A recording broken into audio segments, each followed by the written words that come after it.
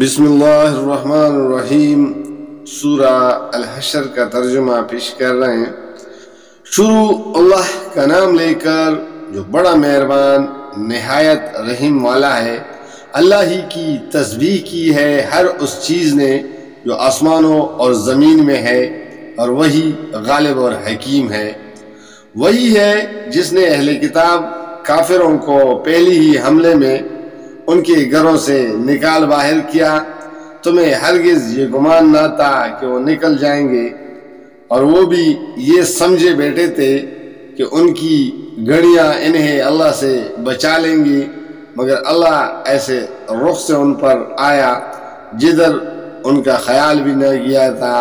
اس نے ان کے دلوں میں رعب ڈال دیا۔ نتیجہ یہ ہوا کہ وہ خود اپنے ہاتھوں سے بھی اپنے گھروں کو برباد کر رہے تھے، اور مومنوں کے ہاتھوں بھی برباد کروا رہے تھے۔ پس عبرت حاصل کرو اے دیدہ بنا رکھنے والو۔ اگر اللہ نے ان کے حق میں جلاوطنی نہ لکھ دی ہوتی تو دنیا ہی میں وہ انہیں عذاب دے ڈالتا، اور آخرت میں تو ان کے لیے دوزخ کا عذاب ہی ہے۔ یہ سب کچھ اس لیے ہوا کہ انہوں نے اللہ اور اس کے رسول کا مقابلہ کیا، اور جو بھی اللہ کا مقابلہ کرے اللہ اس کو سزا دینے میں بہت سخت ہے۔ تم لوگوں نے کھجوروں کے جو درخت کاٹے یا جن کو اپنی جڑوں پر کھڑا رہنے دیا، یہ سب اللہ ہی کی اذن سے تھا، اور اللہ نے یہ اذن اس لیے دیا تاکہ فاسقوں کو ذلیل و خوار کرے۔ اور جو مال اللہ نے ان کے قبضے سے نکال کر اپنے رسول کی طرف پلٹا دیے، وہ ایسے مال نہیں ہیں جن پر تم نے اپنے گھوڑے اور اونٹ دوڑائے ہوں، بلکہ اللہ اپنے رسولوں کو جس پر چاہتا ہے تسلط عطا فرما دیتا ہے، اور اللہ ہر چیز پر قادر ہے۔ جو کچھ بھی اللہ ان بستیوں کے لوگوں سے اپنے رسولوں کی طرف پلٹا دے، وہ اللہ اور رسول اور رشتہ داروں اور یتامہ اور مساکین اور مسافروں کے لیے، تاکہ وہ تمہارے مالداروں ہی کے درمیان گردش نہ کرتا رہے۔ جو کچھ رسول تمہیں دے وہ لے لو، اور جس چیز سے وہ تم کو روک دے اس سے رک جاؤ۔ اللہ سے ڈرو، اللہ سخت سزا دینے والا ہے۔ نیز وہ مال ان غریب مہاجرین کے لیے ہے جو اپنے گھروں اور جائیدادوں سے نکال باہر کیے گئے ہیں۔ یہ لوگ اللہ کا فضل اور اس کی خوشنودی چاہتے ہیں، اور اللہ اس کے رسول صلی اللہ علیہ وسلم کی حمایت پر کمر بستہ رہتے ہیں۔ یہی راست باز لوگ ہیں۔ اور وہ ان لوگوں کے لیے بھی ہے جو ان مہاجرین کی آمد سے پہلے ہی ایمان لا کر دار الہجرت میں مقیم تھے۔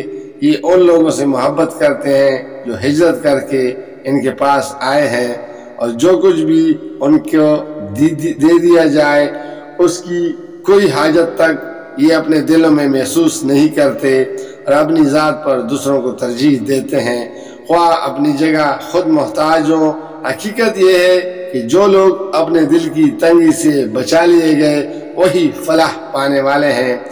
اور وہ ان لوگوں کے لیے بھی ہے جو ان کے اگلوں کے بعد آئے ہیں، جو کہتے ہیں کہ اے ہمارے رب، ہمیں اور ہمارے ان سب بھائیوں کو بخش دے جو ہم سے پہلے ایمان لائے ہیں، اور ہمارے دلوں میں اہل ایمان کے لیے کوئی بوجھ نہ رکھ۔ اے ہمارے رب، تو بڑا مہربان اور رحیم ہے۔ تم نے دیکھا نہیں ان لوگوں کو جنہوں نے منافقت کی روش اختیار کی ہے؟ یہ اپنے کافر اہل کتاب بھائیوں سے کہتے ہیں، اگر تمہیں نکالا گیا تو ہم تمہارے ساتھ نکلیں گے، اور تمہارے معاملے میں ہم کسی کی بات ہرگز نہ مانیں گے، اور اگر تم سے جنگ کی گئی تو ہم تمہاری مدد کریں گے، مگر اللہ گواہ ہے کہ یہ لوگ قطعی جھوٹے ہیں۔ اگر وہ نکالے گئے تو یہ ان کے ساتھ ہرگز نہ نکلیں گے، اور اگر ان سے جنگ کی گئی تو یہ ان کی ہرگز مدد نہ کریں گے، اور اگر یہ ان کی مدد کرے بھی تو پیٹ پیر جائیں گے، اور پھر کہیں سے کوئی مدد نہ پائیں گے۔ ان کے دلوں میں اللہ سے بڑھ کر تمہارا خوف ہے، اس لیے کہ ایسے لوگ ہیں جو سمجھ بوجھ نہیں رکھتے۔ یہ کبھی اکٹھے ہو کر کھلے میدان میں تمہارا مقابلہ نہ کریں گے، لڑیں گے بھی تو قلعہ بند بستیوں میں بیٹھ کر یا دیواروں کے پیچھے چھپ کر یہ آپس کی مخالفت میں بڑے سخت ہیں، تم انہیں اکٹھا سمجھتے ہو مگر ان کے دل ایک دوسرے سے پٹے ہوئے ہیں۔ ان کا یہ حال اس لیے ہے کہ یہ بے عقل لوگ ہیں، یہ انہی لوگوں کے مانند ہیں جو ان سے تھوڑی ہی مدت پہلے اپنے کیے کا مزہ چکھ چکے ہیں، اور ان کے لیے دردناک عذاب ہے۔ ان کی مثال شیطان کی سی ہے کہ وہ پہلے انسان سے کہتا ہے کہ کفر کر، اور جب انسان کفر کر بیٹھتا ہے تو وہ کہتا ہے کہ میں تجھ سے بری ذمہ ہوں، مجھے تو اللہ رب العالمین سے ڈر لگتا ہے۔ پھر دونوں کا انجام یہ ہونا ہے کہ ہمیشہ کے لیے جہنم میں جائیں، اور ظالموں کی یہی جزا ہے۔ اے لوگوں جو ایمان لائے ہو، اللہ سے ڈرو، اور ہر شخص یہ دیکھے کہ اس نے کل کے لیے کیا سامان کیا ہے۔ اللہ سے ڈرتے رہو، اللہ یقیناً تمہارے ان سب اعمال سے باخبر ہے جو تم کرتے ہو۔ ان لوگوں کی طرح نہ ہو جاؤ جو اللہ کو بھول گئے تو اللہ نے انہیں خود اپنے نفس بلا دیا۔ یہی لوگ فاسق ہیں، دوزخ میں جانے والے اور جنت میں جانے والے کبھی یکساں نہیں ہو سکتے۔ جنت میں جانے والے ہی اصل میں کامیاب ہیں۔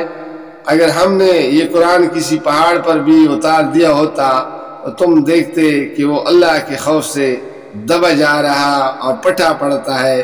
یہ مثالیں ہم لوگوں کے سامنے اس لیے بیان کرتے ہیں کہ وہ اپنی حالت پر غور کرے۔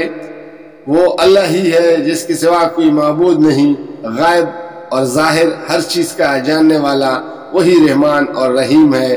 وہ اللہ ہی ہے جس کے سوا کوئی معبود نہیں، وہ بادشاہ ہے نہایت مقدس، سراسر سلامتی، امن دینے والا، نگہبان، سب پر غالب، اپنا حکم بزور نافذ کرنے والا اور بڑا ہی ہو کر رہنے والا۔ پاک ہے اللہ اس شرک سے جو لوگ کر رہے ہیں۔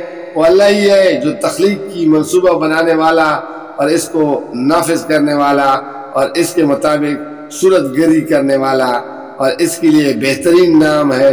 ہر چیز جو آسمانوں اور زمین میں ہے اس کی تسبیح کر رہی ہے، اور وہ زبردست اور حکیم ہے۔ جزاک اللہ، فی امان اللہ۔